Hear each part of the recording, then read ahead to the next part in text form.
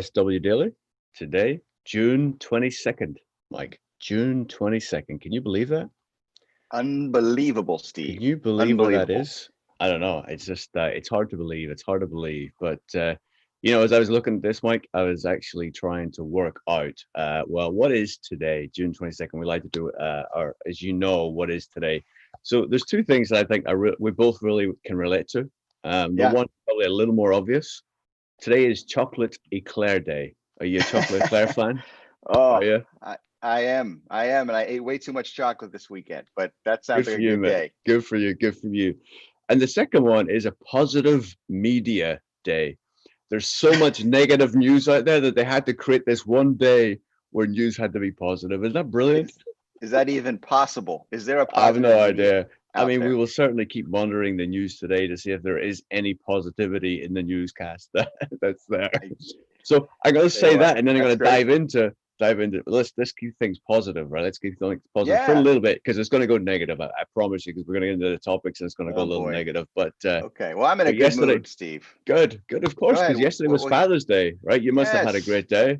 Cheers. I got a new I Yes, got a new mug for Father's Day. very good. What's it say, Mike? I can't read it.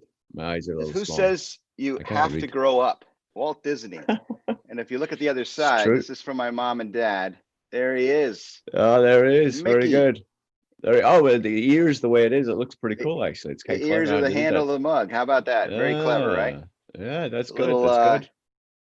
little forever a child in me. That is Oh, certainly something that I can relate to. So Walt Disney, cheers to you, sir. How was your Father's Day? Did you get a hold of your uh, pops? I did. I did. I had a quick chat with my dad yesterday. Yeah, no, it was good actually. It was good. He was in fine form. Usually horizontal on the sofa on a Sunday afternoon. So I had a little chat with him as I was horizontal on my chair too. So it was. Was there some football to be watched, I think, over the Oh, weekend? plenty, plenty, plenty. Oh, it's such a good weekend. Such a good weekend for soccer. The Premier League started, and yeah, it's. Awesome. I watched an awful lot of soccer this weekend, which is great. Which is great. So How did yeah. So Manchester for U next, do? well, we drew 1-1 on Friday Okay. evening or Friday afternoon here in the US. It was an okay game. I could give you my thoughts, but I'm not sure that's what you or the audience I'm gonna wants to say, go is this into is right this the now. But workplace is workplace uh, daily or soccer coverage? or the story of Manchester United. But yeah, so it was a good start. It was a decent start. So long way Good. to go. Well, Long way to good go. for you. So I'm happy yeah, for you. yeah. Thank you, man. I appreciate it. I appreciate it. I do. It's amazing. There are a few things in life that sort of really impact my mood, quite the Yeah. same way as what my soccer team's result does. So I appreciate. We're going to keep things positive, right? That's what we Yeah, said. it's So positive so media day. the other positive thing. Last time we spoke, Mike, was Thursday. You Yep. were heading out to breakfast at Joe's Cafe. How was that experience? Yeah, yeah, it was fantastic. Great to return. Great to support local business. Great to spend a little time with my wife and also the owner of the place, which was really nice. We sat outside. They set up a couple tables outside, but many were sitting inside. So it's this new world we live in where everybody's going to have to make their choices and Mm, decide where they are comfortable and what they feel good about. And um, we all hope for the best, right? Once that reopening of the economy happens and people start returning to workplaces as well, some will stay home, some will continue to work from home. But my Joe's Cafe experience was a good one, and we'll go back again. I think I felt pretty comfortable, and the food was great. So good, really good. enjoyed that. Good, glad to hear it. Glad to hear it. Thanks for And asking. no, no, and I have an update. I took your inspiration, and that Oh, you went somewhere, and I went somewhere, okay. Really? and I Tell me. did, yeah. So I actually, we've talked about this in the past, where I have a thing for hamburgers. I love my hamburgers, as you know. We've talked about Yeah. it during Hamburger Month. We talked about it during Hamburger Day. So yesterday I went and I got a hamburger from a local Bear Burger. I think their burgers are great. Awesome. So went there, sat outside, ordered. Everything was brought outside, the Indigo stuff, to go packaging. Yeah. Really enjoyed it. Didn't feel uncomfortable. It was wide open. They put tremendous amounts of space between people because of the grounds that they have, and it was on the grass, so it just felt nice. Actually, it just felt really nice to be out. It was a beautiful day here. I'm sure it was the same in Virginia, but Yeah, it good was for you. fantastic. Yeah. So who First knows, time in Mike? 3 months. Yeah. Yeah, Is that first your time in first? 3 months. Were you taking out food during the quarantine? No, You no, did nothing. This is your first time someone no. else has cooked something for you. It is actually, That's yeah, yeah, amazing. Wow. Good for you. So that must have really yeah. tasted good. It tasted good. So there's a few things I go to Bear Burger for. Their menu obviously is a little restricted. Some of the things I went there for were not on the menu, and that's Okay. okay. But I was still able to get a good burger and some fries, and that's the first time that I've had a really good burger. And while I've made them myself, it's not quite the same when someone else makes it for you. Right, right. And fries, so it was good. It was good.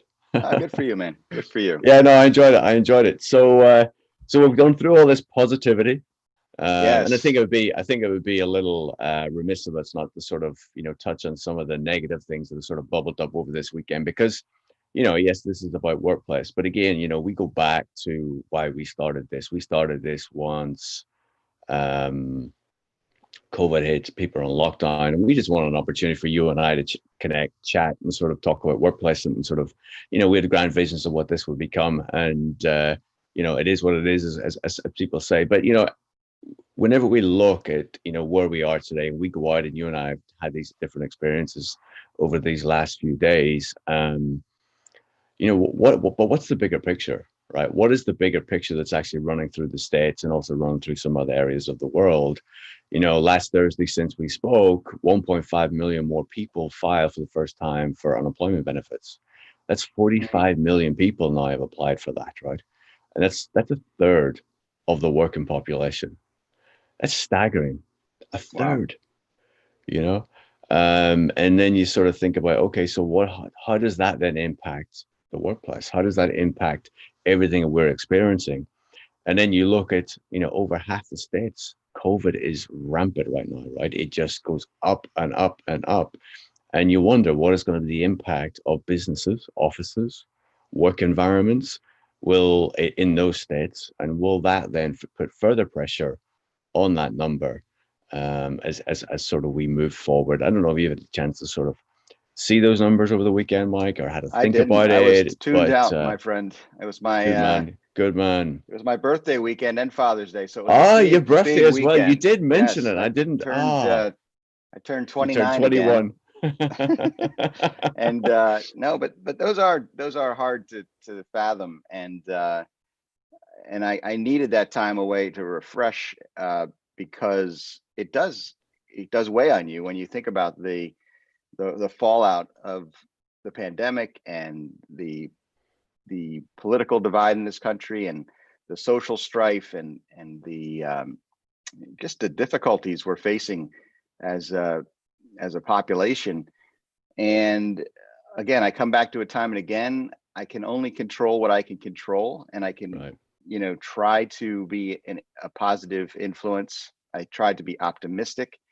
I think I mentioned this. I don't think I mentioned it here. I mentioned it on my live stream last week, but I saw a great little video clip from Simon Sinek where he talked about the difference between positivity and optimism. Mm, And I've never really broken it down before, but a lot of times when things are tough, and certainly during these last few months and in recent weeks, it's very, you can get down pretty easily and sad and worried and scared, anxiety about the future. And people say, don't, some people will say, just be positive, just stay positive. Well, there's a difference between being positive and being optimistic. I'm optimistic, as Simon said he is. I think we'll get through this, and I think we'll build resiliency because of it. We're a strong country. We're a strong, um, at our core, our values are good, and we're trying to get there. Trying to help all people, trying to see, truth, justice, the American way.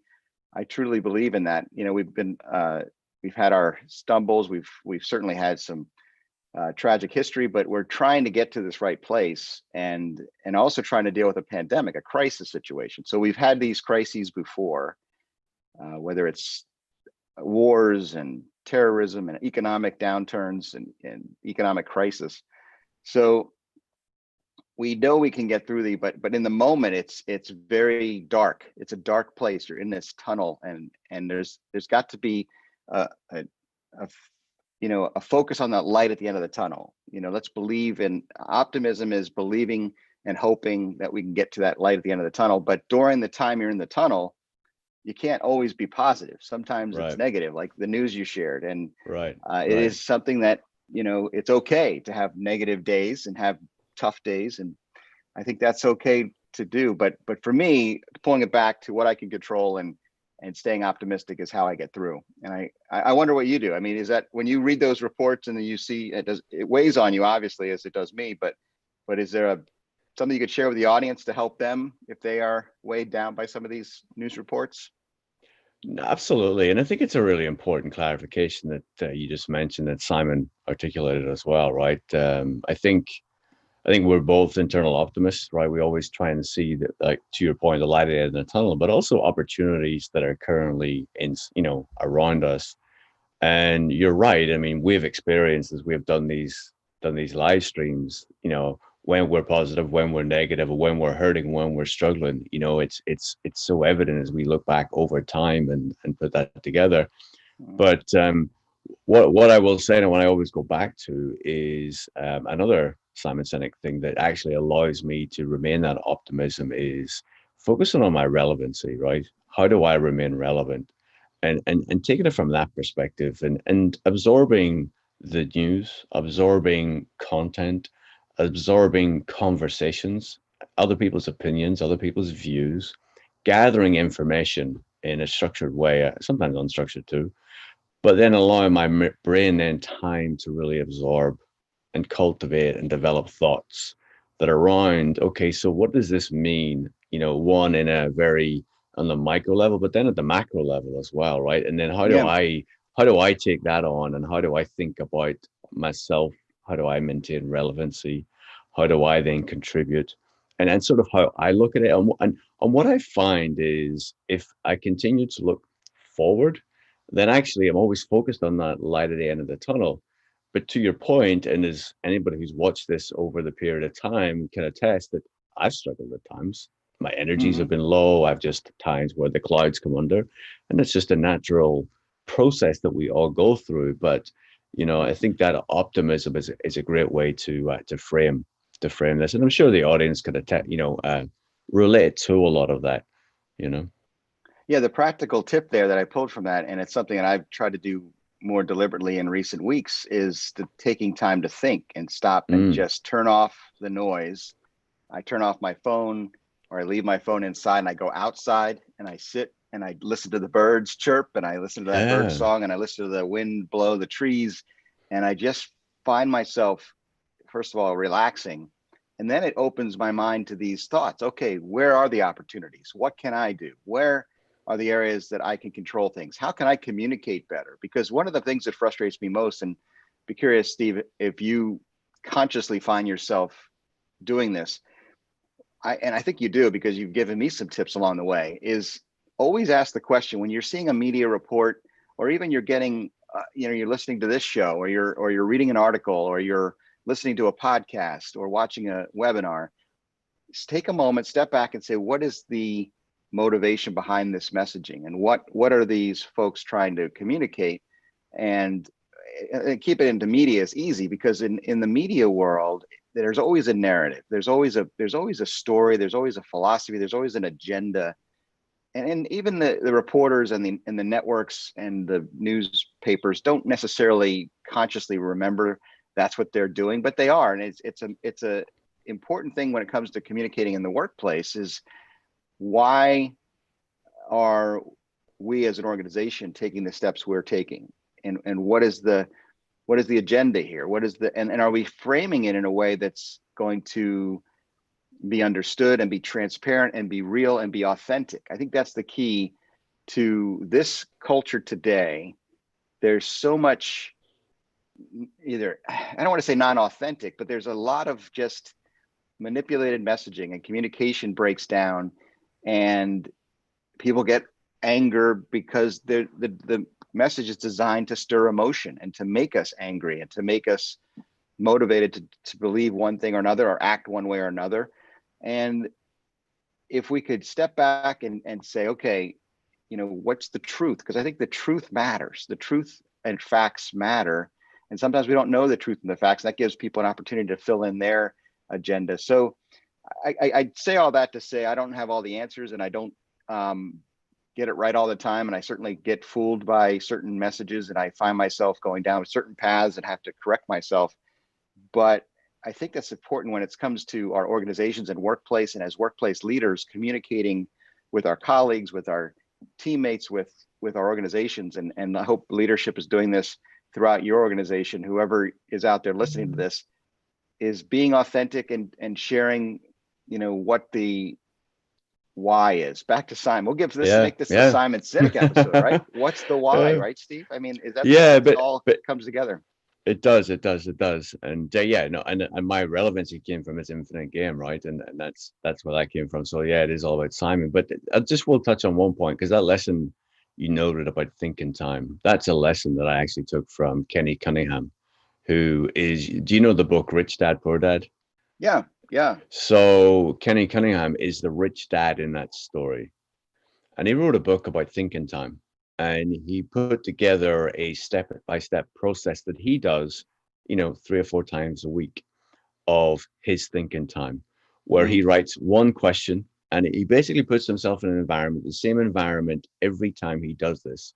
So his brain, consciously or subconsciously, whichever way he looks at it, puts him in a place where he knows his body, his mind, his whole being knows that this is here, this one moment is always here about thinking time. And he writes down one question, and he spends 30 minutes thinking about that one question. And he starts writing answers to that question.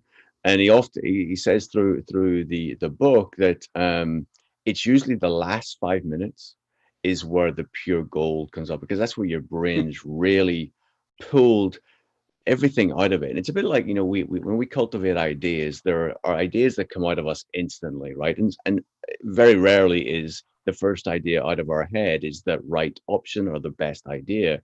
It's really whenever you run through the entire process, it goes through. So thinking time is really, really, really important. And I love it. And I try to do it. I don't do it as often as I would like to, or maybe should, but I do. I actually get the opportunity to do it more on weekends because I have that more time.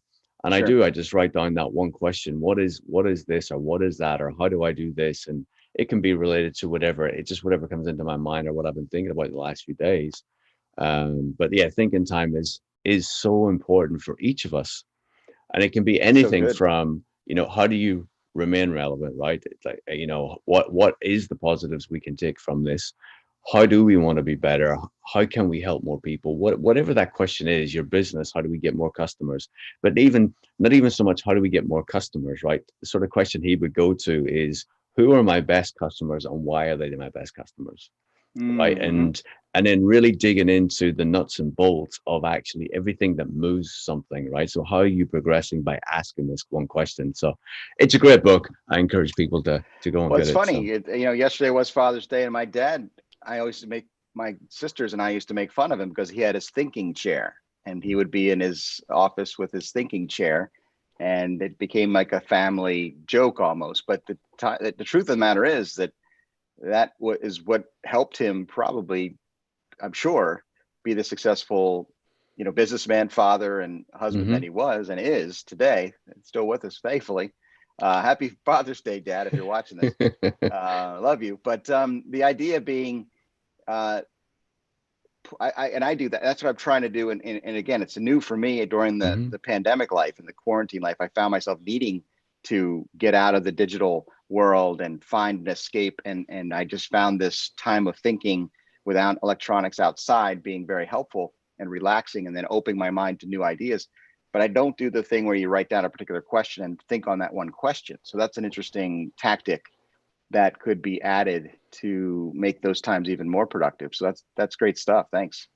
Yeah. No, I'm glad you find it useful. I certainly do. And again, it looks like things we talk about here, they're really not original ideas. We're always beg, borrow, and steal from other Oh, people sure. and bring it to everybody, you know. So it's good. It's good.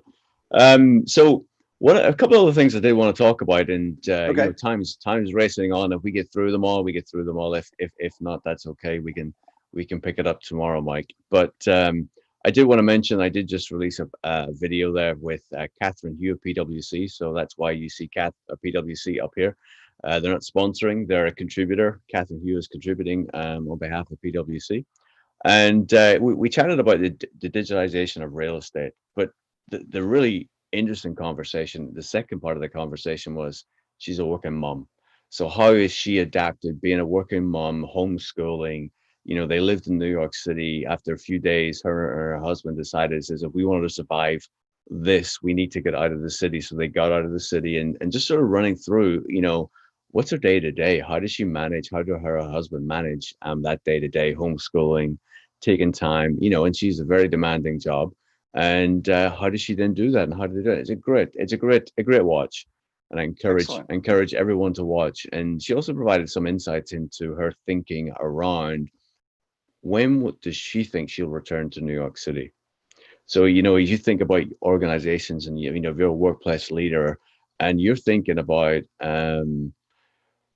what do people want? When will people come back to cities? What's going to be their habits? I think we all have to try and keep our minds open and listen for conversations around that, because I think there's going to be many truths in what we see and many truths in what we hear about how this is going to unfold for large cities.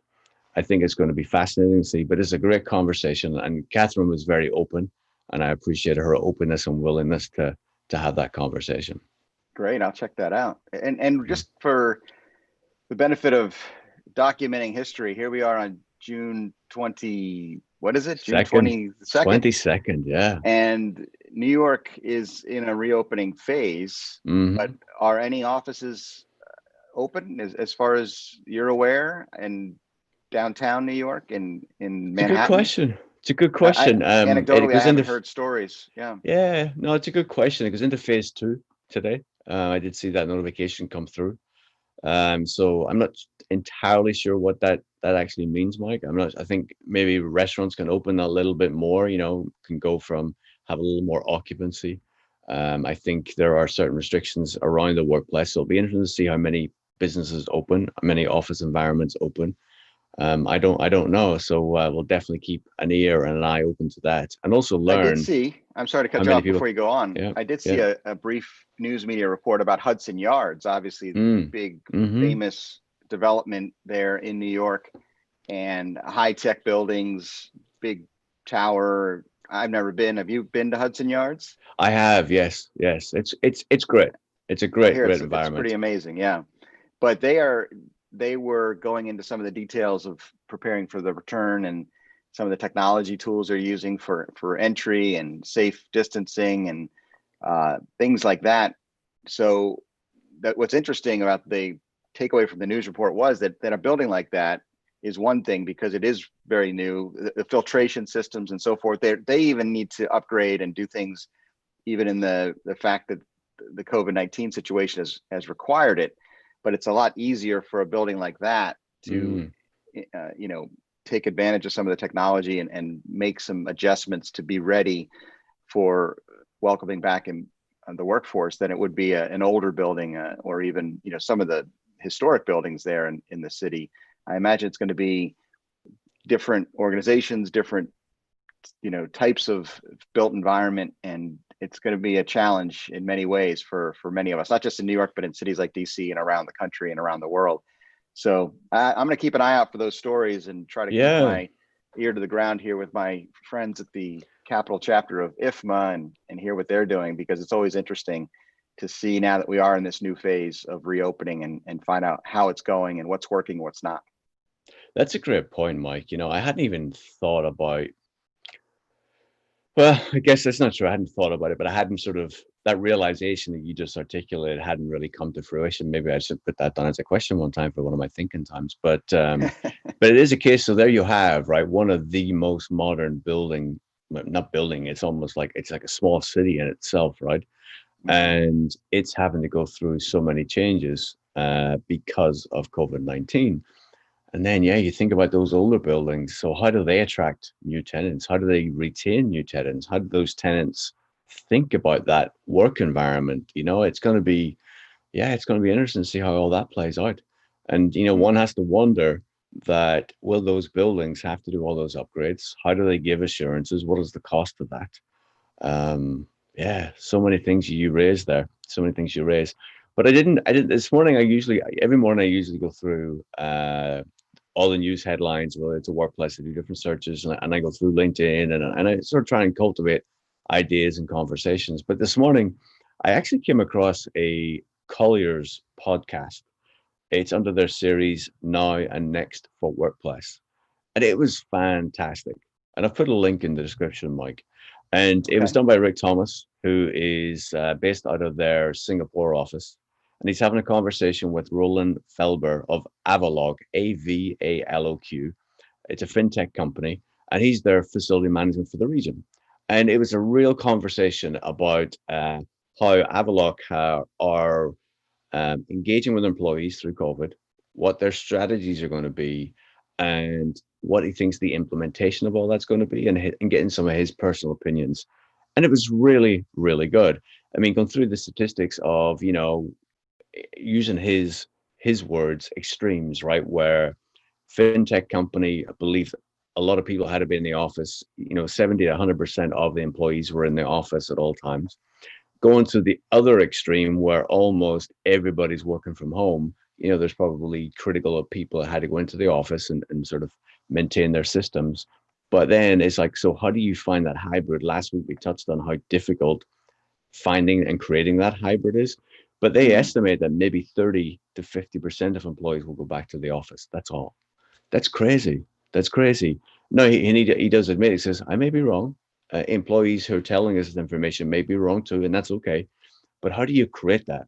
And then it gets into the agile. So we discussed this last week as well. So maybe the way to approach everything is the creating an agile workplace, having a flexible working options for the organization. Yes, you can work from home, but then if you want to come into the office, there's seats available for you.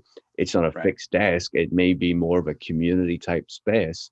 It may be more you're coming in to be in a hub where you're having, a day with your team or whatever that is. But it's a fantastic, fantastic podcast. And I shot both of them a note this Love morning it. because I thought it was really useful. A lot of great insights. And these are the sort of things that I've been talking about, right? So, how do we keep our ears open, our eyes open for authentic content that actually provides real value? So I would encourage people, as I said, I put a link in there in the description below where you can go and click on it and do listen. They've created a series. This was the second, and there was a previous podcast that I did listen to as well, and it was valuable also. And I did shoot Rick a note and did mention to him, I says, man, you got to do video because it's just a screen and it's just a podcast, but the content is really good. So well done, Roland, for being so open, for sharing. It's really useful, and I do encourage people to go and listen.